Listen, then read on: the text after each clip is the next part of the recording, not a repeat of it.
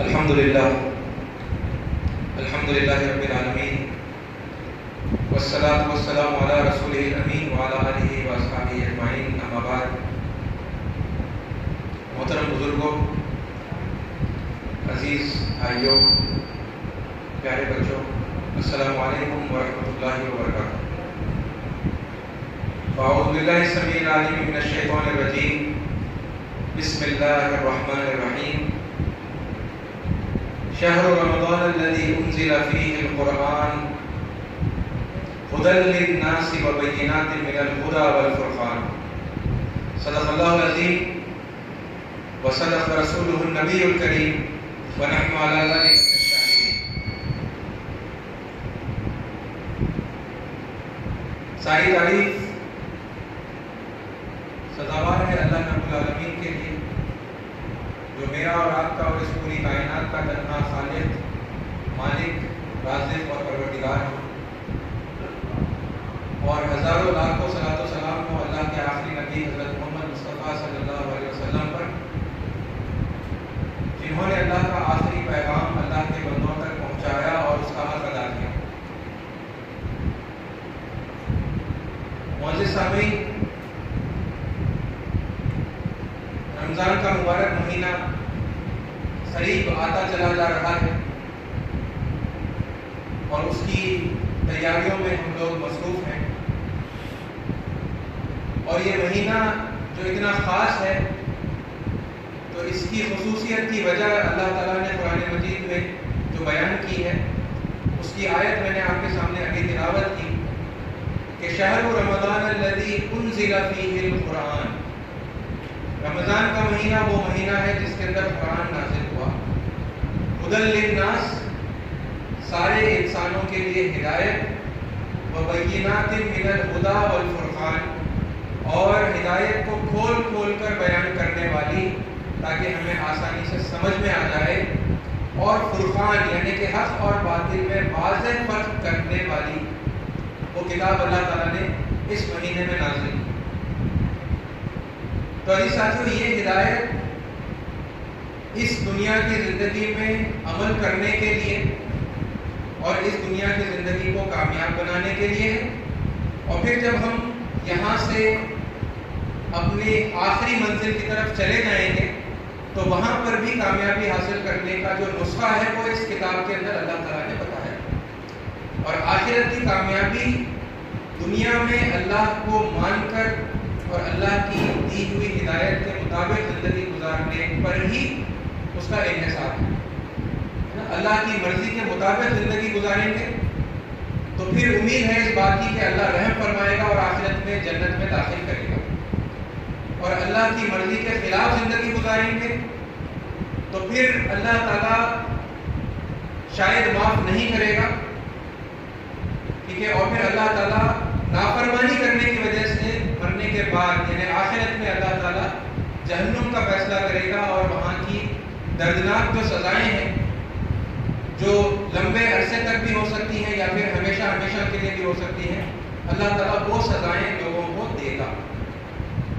تو عزیز ساتھیوں، ہدایت میں سے ایک پہلو کے اوپر جس پر ہمیں عمل کرنا ہے، آپ کے سامنے انشاءاللہ مختصر اس جمعہ کے موقع کے اوپر آپ کے سامنے رکھوں گا میں۔ دیکھیے، اس وقت پوری دنیا میں امن کی بہت خاص ضرورت ہے، پیس ہے نا، اور آئے دن ہم دیکھتے جا رہے ہیں کہ کیسے دنیا بھر میں فساد بڑھتا جا رہا ہے، اور ہمارے ملک ہندوستان میں بھی فساد بڑھتا چلا جا رہا ہے، ٹھیک ہے۔ اس فساد کی ایک نوعیت یہ بھی ہے کہ یہ مسلمانوں کو ٹارگٹ بنا کر یہ فساد بڑھایا جا رہا ہے نا، مسلم کمیونٹی کو ٹارگٹ کیا جا رہا ہے، اور ہم یہ محسوس کر رہے ہیں کہ دن بدن ہماری زندگیاں تنگ ہوتی چلی جا رہی ہیں۔ تو امن کو قائم کرنے کے لیے اللہ تعالیٰ نے اپنی اس کتاب میں کیا ہدایت فرمائی ہے، اور امن کو قائم کرنے کے لیے کس طرح کا حکم اللہ تعالیٰ نے دیا ہے، اس کے سلسلے میں دو آیتیں میں آپ کے سامنے رکھوں گا، ٹھیک ہے۔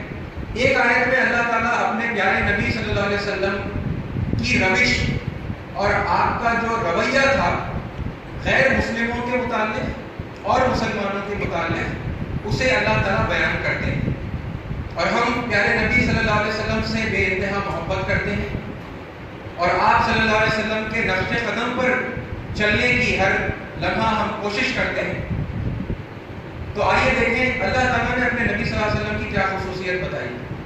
دیکھیے آیت میں اللہ تعالیٰ یوں فرماتے ہیں اور خطاب اللہ کر رہے ہیں غیر مسلموں سے. ٹھیک ہے, اس وقت کے غیر مسلم کون ہیں؟ اللہ کے نبی صلی اللہ علیہ وسلم کے سامنے تین بڑے بڑے گروہ جو تھے, مشرکین مکہ, ٹھیک ہے, مکہ کے لوگ جو مشرک تھے, اور پھر یہودی تھے اور نصارہ, ٹھیک ہے, جیوز اور کرسچنز. یہ دو تین بڑے بڑے گروہ تھے جن سے نبی کریم صلی اللہ علیہ وسلم مخاطب تھے. اللہ تعالیٰ ان گروہوں سے مخاطب ہو کر اپنے نبی کا تعارف پیش کر رہا ہے. دیکھیے کیسے الفاظ ہیں. لقد جاءکم رسول من انفسکم, در حقیقت تمہارے پاس رسول آ گئے ہیں جو تمہیں میں سے ہیں. ٹھیک ہے, اب یہ غیر مسلموں سے اللہ بتا رہا ہے اوکے کہ رسول کیسے ہیں یہ رسول. تو رسول کے سلسلے میں ایک بات جو سب سے پہلی بات اللہ تعالیٰ یہاں فرما رہے ہیں کہ من انفسکم, وہ رسول تمہیں میں سے ہے. حالانکہ وہ لوگ کون ہیں؟ وہ شرک کرنے والے لوگ ہیں, وہ یہودی ہیں جو گمراہ ہو گئے ہیں, موسیٰ علیہ السلام کی تعلیمات پر عمل نہیں کر رہے, وہ عیسائی ہیں جو گمراہ ہو گئے ہیں, عیسیٰ علیہ السلام کی تعلیمات پر عمل نہیں کر رہے. اللہ کی نافرمانی کرنے والوں کو اللہ بتا رہا ہے کہ در حقیقت رسول تمہارے پاس آ گئے ہیں من انفسکم, تمہیں میں سے ہیں وہ رسول, یعنی تمہارا اپنا ہے وہ انسان ہے نا, جو تمہیں اللہ کی طرف بلا رہا ہے وہ تمہارا اپنا ہے. تو یہ اپنائیت کا رشتہ اللہ تعالیٰ نے غیر مسلموں سے جوڑ کر نبی کا تعارف کروایا.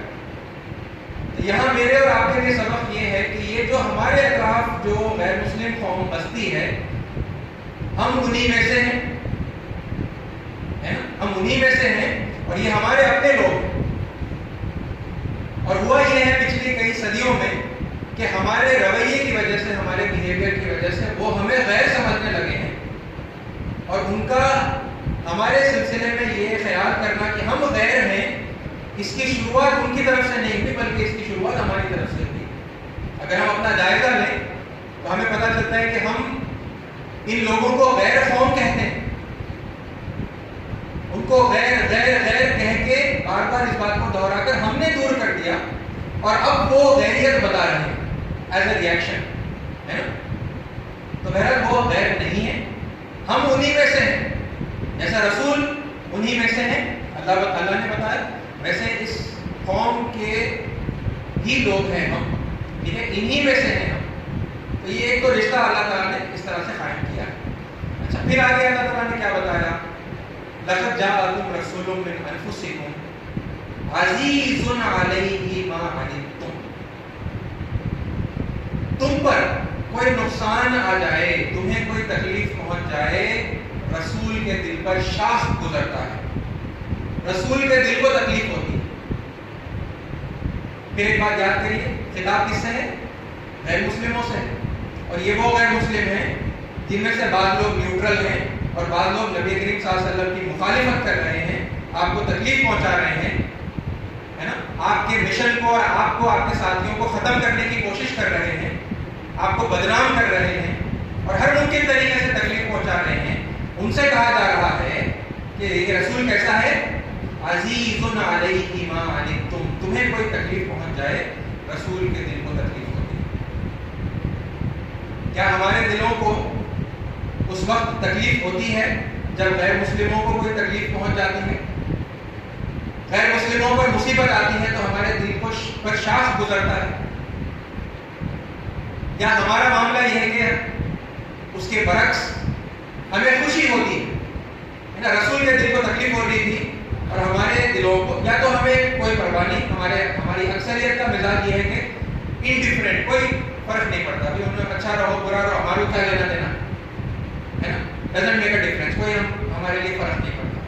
لیکن اب ایک چیز دیکھنے میں آئی ہے, اور پتہ نہیں مطلب وہ گراؤنڈ ریئلٹی اتنی زیادہ ہے بھی یا نہیں, لیکن سوشل میڈیا ایسا بتایا, سوشل میڈیا پر جو بات آتی ہے وہ ایسے سمجھ میں آتا ہے کہ امت مسلمہ کی اکثریت خوشیاں مسلمس کو نقصان ہو جائے امت مسلمہ خوشیاں منائے، بلکہ ان کو نقصان پہنچانے کی تدبیریں کرتی ہیں، اس کی پلاننگ کرتی ہے نا. جیسا آپ نے دیکھا ہوگا کہ پچھلے کئی مہینوں سے آپ لوگ دیکھتے آ رہے ہیں، ٹھیک ہے، مثال کے طور پر ریلائنس گروپ ہے، ٹھیک ہے، اس کو نقصان پہنچانے کے لیے واٹس ایپ پر میسیجز اور سوشل میڈیا کے اوپر میسیجز آتے ہیں کہ بھائی سب لوگ مل کر جیو کو بائیکاٹ کرو، سب لوگ مل کر ریلائنس کو بائیکاٹ کرو، اتنا بائیکاٹ، ہمارے لیے میسیج کو اتنا شیئر کرو، اتنا شیئر کرو اور اتنا بائیکاٹ کرو کہ مطلب وہ برباد ہو جائے. جبکہ نبی کا حال کیا تھا؟ غیر مسلموں کو تکلیف پہنچ جائے تو نبی کے دل پر گران گزرتا تھا، سخت گزرتا تھا.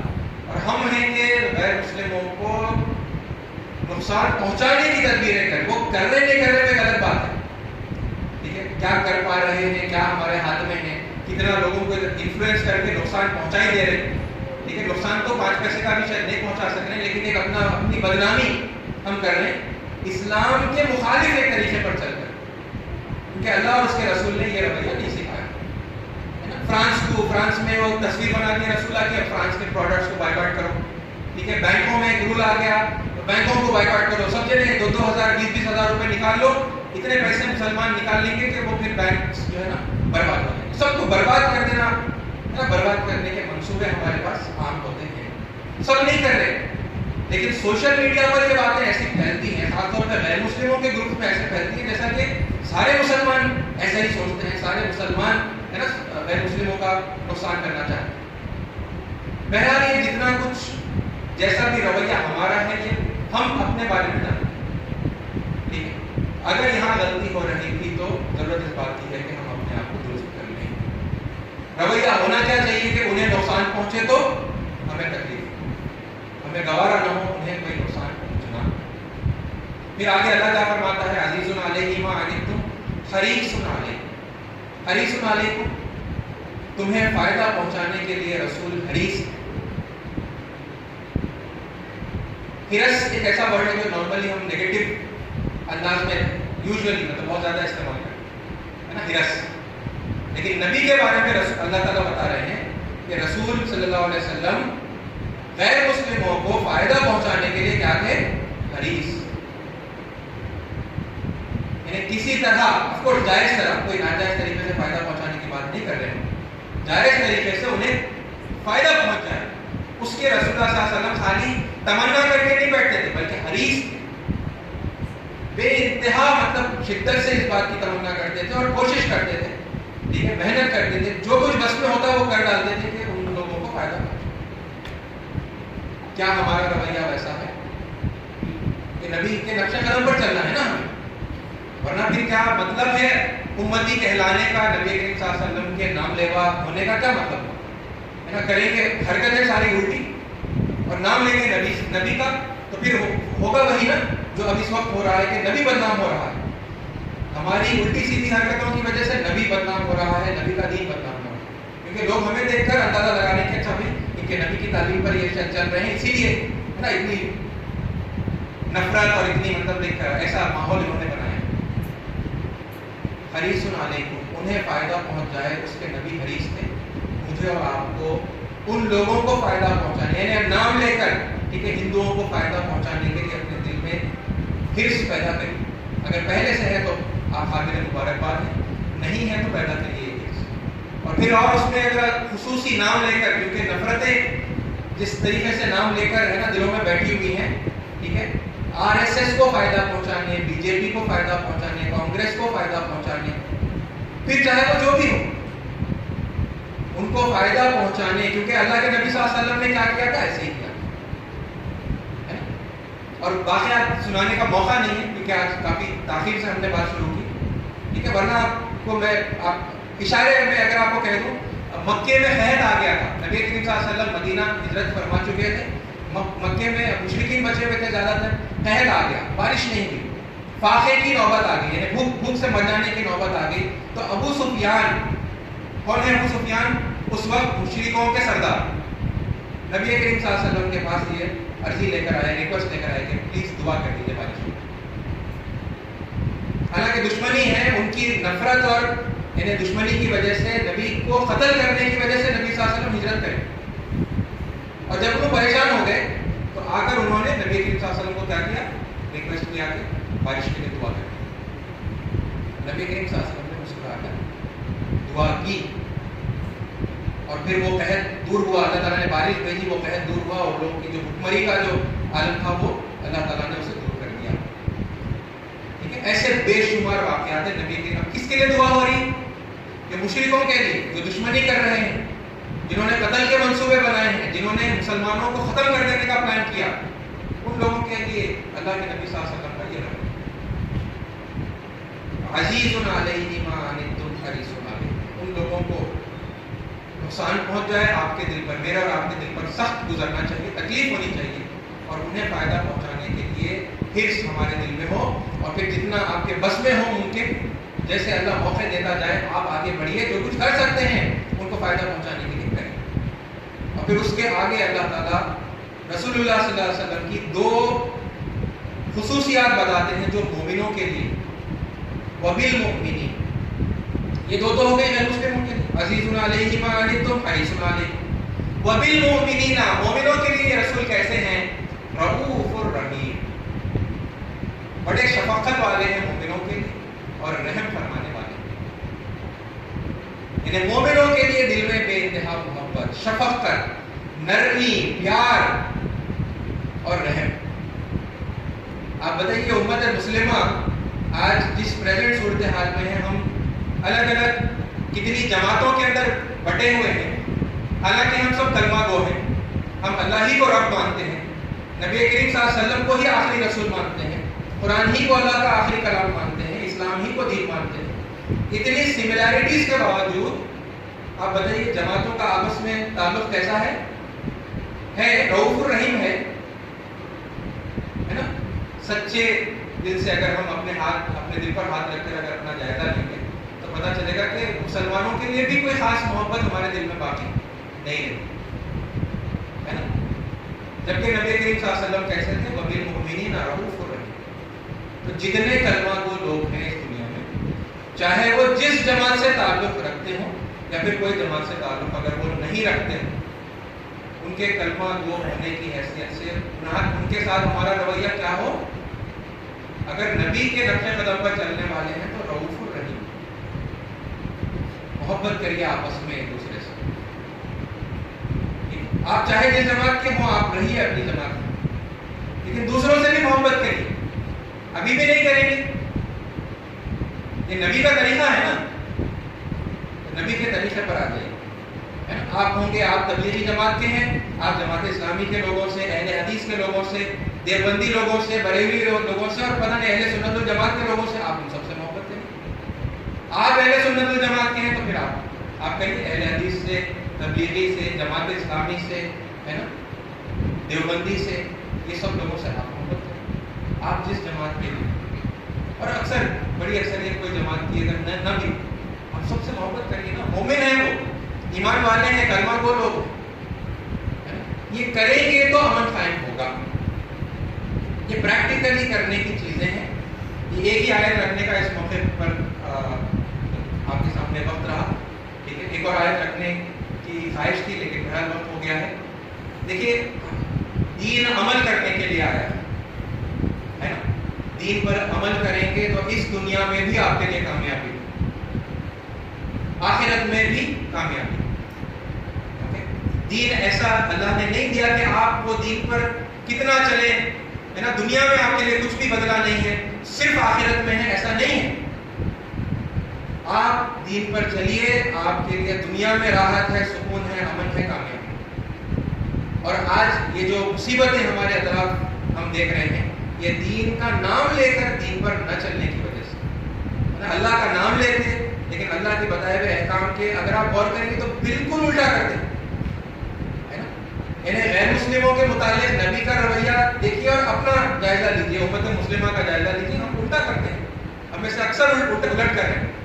उनको नुकसान पहुंचाए जश्न मनाते हैं, उनको फायदा पहुंच जाए हमारे दिल मुरझा जाते हैं, हमारे चेहरे सुबड़ जाते हैं। अरे उनको फायदा पहुंच गया, अरे फायदा तो आप पहुंचाना था, जाके पहुंच गया कहीं और से तो भी बर्दाश्त नहीं हो रहा। ये बिल्कुल उल्टी रविश है नहीं, और मोमिनों के लिए भी रऊफ और रहीम नहीं है।